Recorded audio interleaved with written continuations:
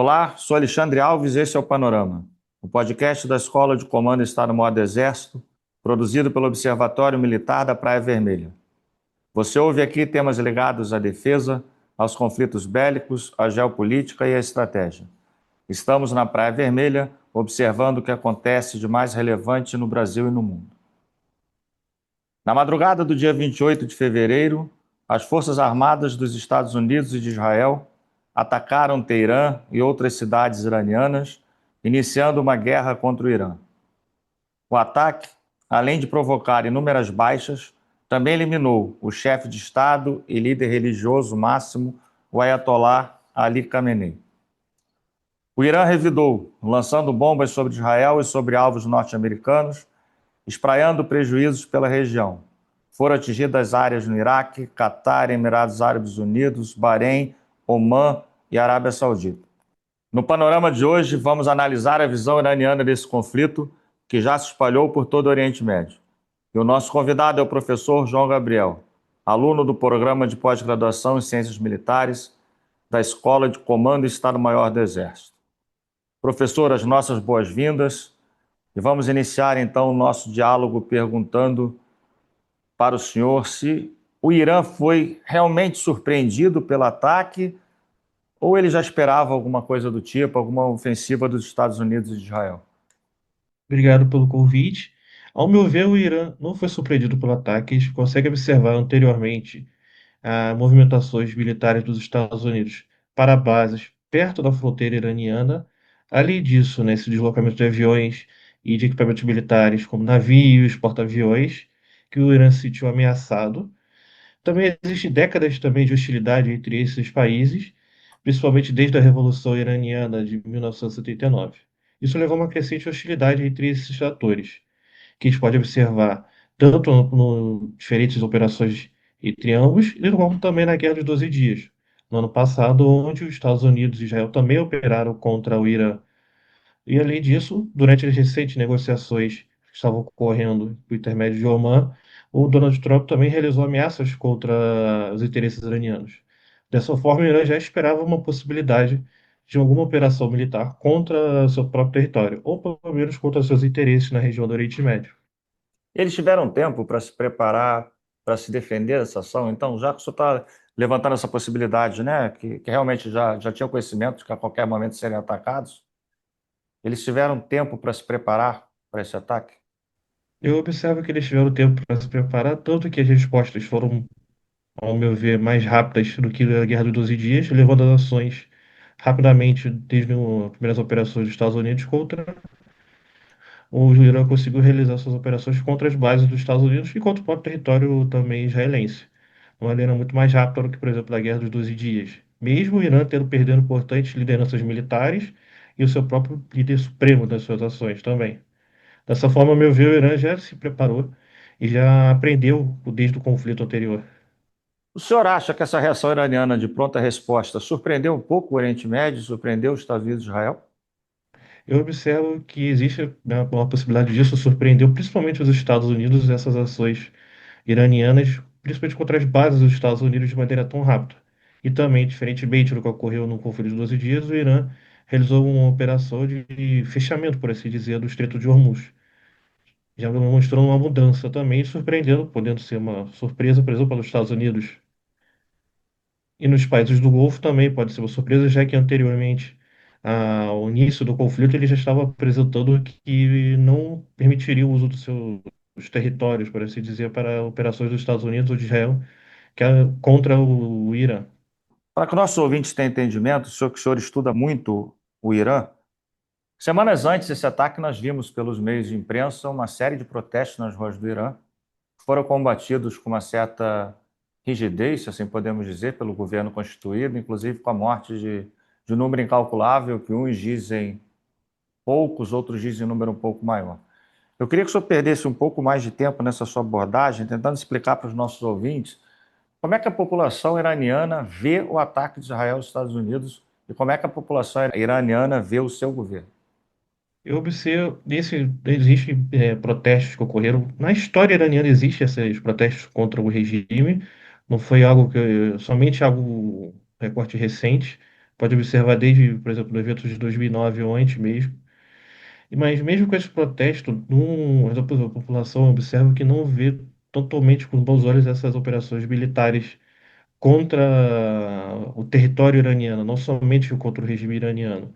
A gente pode observar, por exemplo, que com a morte do líder supremo, ocorreram pequenas mobilizações dentro do Irã, comemorando a morte do líder.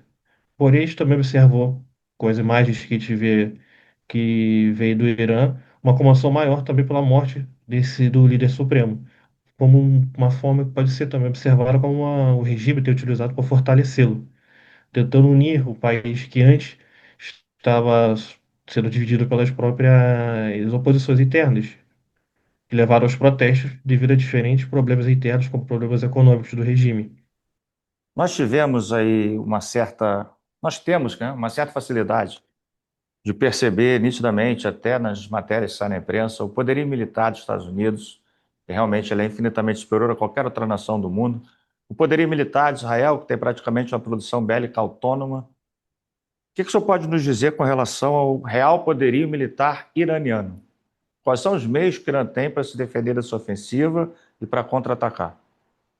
A gente consegue observar dessas operações de contra-ataque iranianas, principalmente o desenvolvimento de mísseis balísticos.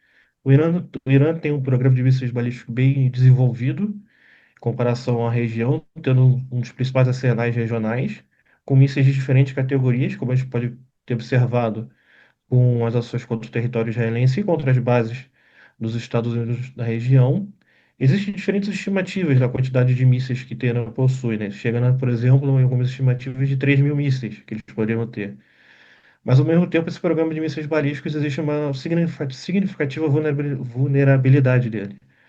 Porque para você realizar essas ações, precisa dos seus lançadores. E isso é uma vulnerabilidade que o Irã possui.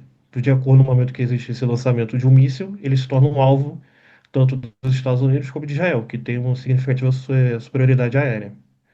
Dessa forma, o Irã também sofre bastante também, mesmo tendo esse poderio com as suas defesas aéreas, principalmente desde a Guerra dos 12 Dias, onde Israel realizou ações contra as forças de defesa aéreas iranianas, prejudicando a sua capacidade. Mas o Irã também existe um outro programa significativo nas suas ações para a região e para suas ações ofensivas, por assim dizer, que é a sua capacidade de produção e desenvolvimento de drones, que são mais fáceis de lançar, principalmente contra as bases dos Estados Unidos, que estão mais próximas do território iraniano, tendo variedade de tipos de drones que a gente pode observar, desde o Shahed, desde o Arash também. E além disso, a gente pode ver, por exemplo, o Shahed como uma significativa tecnologia que parte dela foi transferida, por exemplo, para a Rússia, também ter utilizado durante o conflito com a guerra da Ucrânia. Além disso, o poderio também do iraniano ele pode realizar operações de guerra assimétrica do Golfo Pérsico, como também do Estreito de Hormuz, essa importante via marítima mundial, rodando por ações de minas navais nessa região, colocar, que ainda não foi noticiado, mas é uma possibilidade. A atuação também de pequenas embarcações, principalmente pela Guarda Revolucionária nessa região, contra as embarcações que tentam trafegar nesse período de guerra. Forma Irã tenta manter as suas capacidades de conflito por alguns meses, dessa forma, principalmente com realizando operações de guerra assimétrica na região do Golfo Pérsico, especialmente no Estreito de Hormuz. Aproveitando essa abordagem que o senhor fez, eu podia dizer então que o principal objetivo do Irã no momento é prolongar o combate para visar talvez um desgaste econômico mundial muito grande por causa desse bloqueio do Estreito de Hormuz, desse aumento do preço do petróleo. E essa talvez seja a estratégia dele para tentar fazer com que cesse a guerra? Seria mais ou menos isso? Sim, um dos objetivos das ações que a gente pode observar iranianas nesse atual conflito é tentar aumentar o custo da guerra para a economia mundial, seja afetando a produção energética, que a gente já observou ações de drones e mísseis contra parte da infraestrutura de produção de petróleo e de gás na região do Oriente Médio, e também contra o próprio transporte marítimo nessa região, que afeta a lei o transporte de energético, afeta a produção o transporte de outros produtos que utilizam essas vias dessa região. Então, dessa forma, um dos objetivos iranianos nas suas ações é aumentar o custo dessa guerra para ser uma forma de alcançar um nível, um cessar-fogo neste atual conflito no regional. Um outro aspecto que a gente pedia para o senhor abordar, já que o senhor é estudioso do assunto, quando a gente fala de guerra, a gente vai falar de exército, marinha e aeronáutica. E nesse conflito aparece um componente novo, que a gente vê muito ser falado na imprensa, até mais que o nome exército, que é a Guarda Revolucionária. O senhor pode explicar para os nossos ouvintes o que é essa Guarda Revolucionária? O Irã, desde a Revolução, né, se tornou uma república islâmica, né, ou seja, desde a Revolução de 79, o Irã possui uma peculiaridade, por assim dizer, uma particularidade, melhor dizendo. Existem duas forças armadas dentro do Irã. Existe uma Quertesh, que seria uma força militar convencional, e o Corpo da Guarda Revolucionária Islâmica, que protege os interesses tanto do regime iraniano como o próprio regime iraniano e seus líderes, suas lideranças. A Tesh seria responsável, né, essa força militar mais convencional, a parte mais soberania, algo mais das fronteiras iranianas, e contra a guarda protegeria o próprio regime e os ideais da Revolução. Além disso, eles conseguem observar algumas diferenças e atuações da Guarda Revolucionária. Militarmente, a Guarda se especializou em realizar operações de guerra assimétrica na região do Oriente Médio. Além disso, a própria Guarda tem auxiliado e ajudado e participado do desenvolvimento de programas estratégicos para o regime iraniano. Você pode observar o próprio desenvolvimento de mísseis balísticos, é um exemplo. Além disso, a Guarda Revolucionária é um dos principais instrumentos de expansão de influência regional iraniana através de uma das suas organizações internas, que é a Força Quds. Essa força ela tem a característica de apoiar e auxiliar grupos armados, aliados de Teherã em diferentes partes do Oriente Médio, que leva à formação do Eixo da Resistência, que é uma aliança informal que o Irã realiza com diferentes grupos e atores no Oriente Médio. Economicamente, a Guarda Revolucionária também é importante para dentro do Irã. Ela tem a característica de possuir e ou participar de diferentes setores da economia iraniana, tendo seus membros também participando, o que leva também a Guarda a ter um certo nível de independência no próprio orçamento do Estado iraniano, tendo essa capacidade também. Além disso, a Guarda Revolucionária também tem sua participação política do reino, no regime, ela tem participado da vida política devido às eleições iranianas, com seus membros participando delas, ocupando cargos dentro do regime também. Além de ter uma significativa participação e proximidade com o líder supremo, ou seja, da própria estrutura do regime iraniano também. Dessa forma, a Guarda Revolucionária tem essa grande importância interna das ações do regime iraniano, leva essa grande relevância dela para os interesses e objetivos iranianos. Nós, pelo menos, estamos vendo ainda na abordagem inicial do conflito que a principal causa seria barrar o desenvolvimento do programa nuclear iraniano. Essa é a causa em conteste que é levantada pelos invasores. O senhor poderia falar para a gente como é que está, qual é o estágio desse programa nuclear iraniano? Então, desde a Guerra dos 12 Dias, ele foi significativamente afetado. Próprias lideranças iranianas apresentam isso, mas o Irã tem buscado expandir e voltar ao seu avanço. No ano passado também o Irã também buscou realizar acordos de cooperação, né, nucleares com a Rússia. Dessa forma também sendo uma forma de demonstrar o interesse iraniano de continuar seus avanços do programa militar, programa nuclear iraniano. Quando a gente olha um pouco agora o tabuleiro, saindo um pouco, vamos mais para a área geopolítica, deixando um pouco a área militar.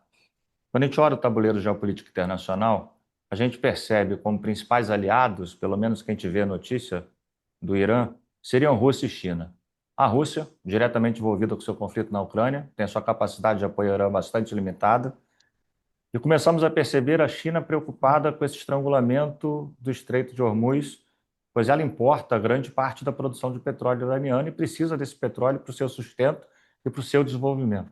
Como é que o senhor podia analisar o apoio tanto da Rússia quanto da China ao Irã nesse momento atual do conflito? Nesse momento atual do conflito, o Irã se observa participando, por exemplo, de maneira direta das ações sozinho.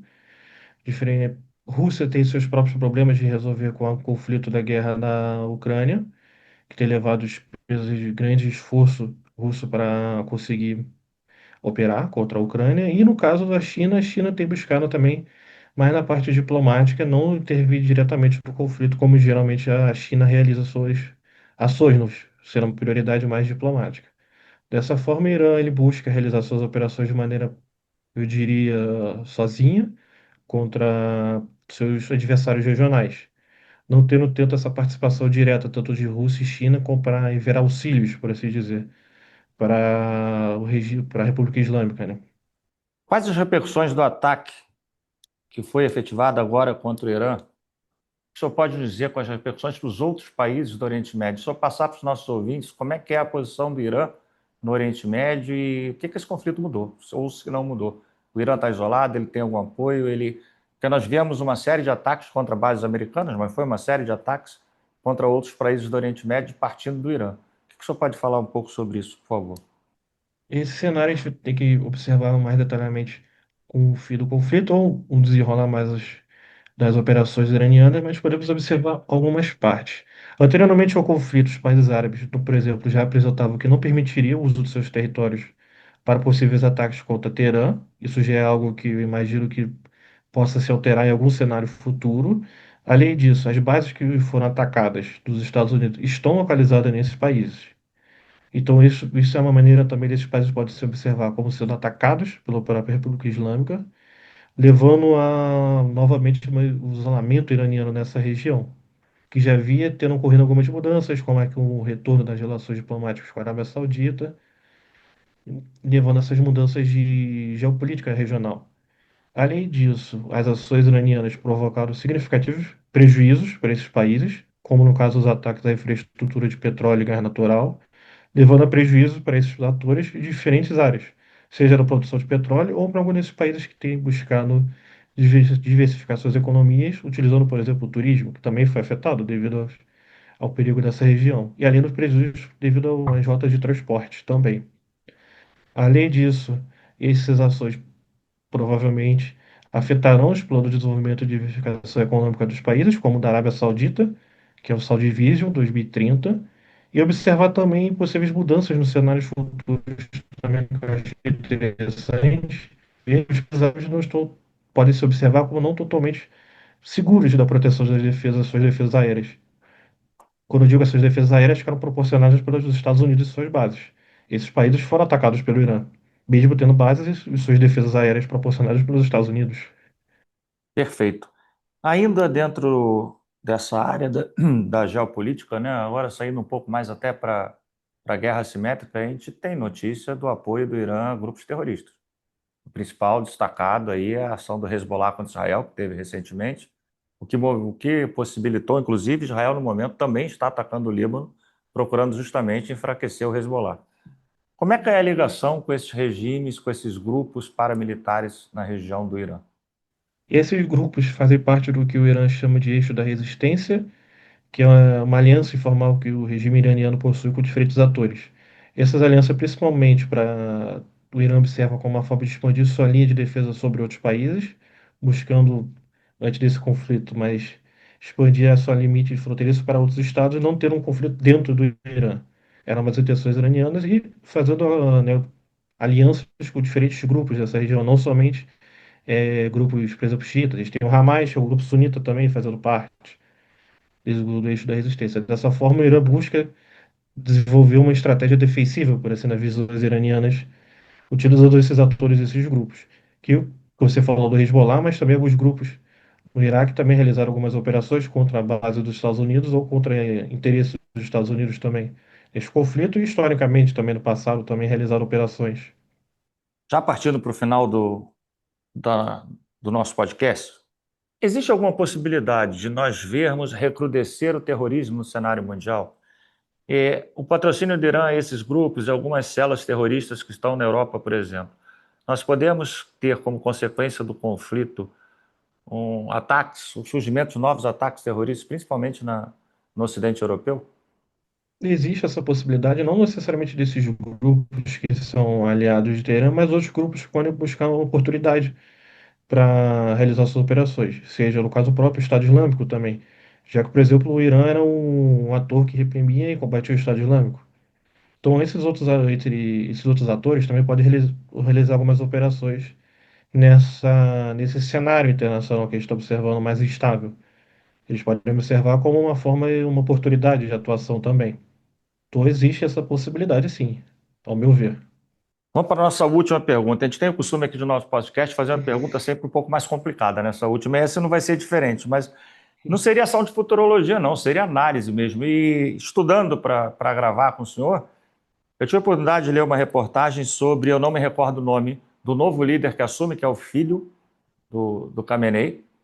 E nessa reportagem destaca que ele já assume tendo perdido o pai, a esposa e o seu próprio filho no ataque contra as instalações onde estava a sua família. E que ele teria sido, inclusive, ferido. O que a gente pode esperar dessa nova liderança que assume o Irã com relação ao conflito?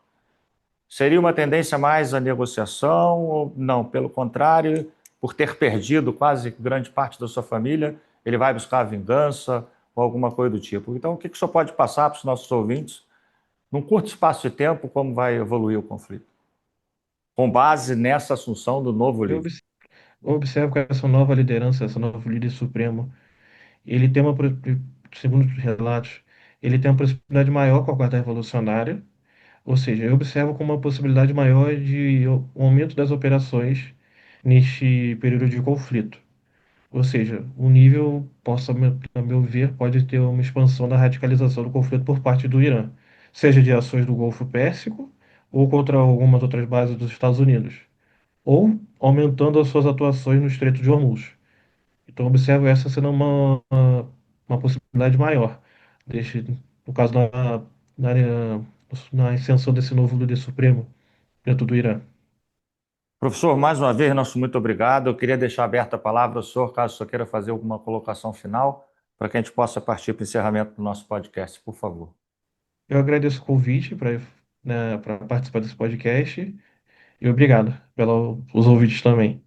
Nossa edição do Panorama vai ficando por aqui. Gostaríamos de agradecer ao professor João Gabriel e a todos os nossos ouvintes. E se você quiser saber mais sobre este assunto, é só acessar o site do Observatório Militar da Praia Vermelha no link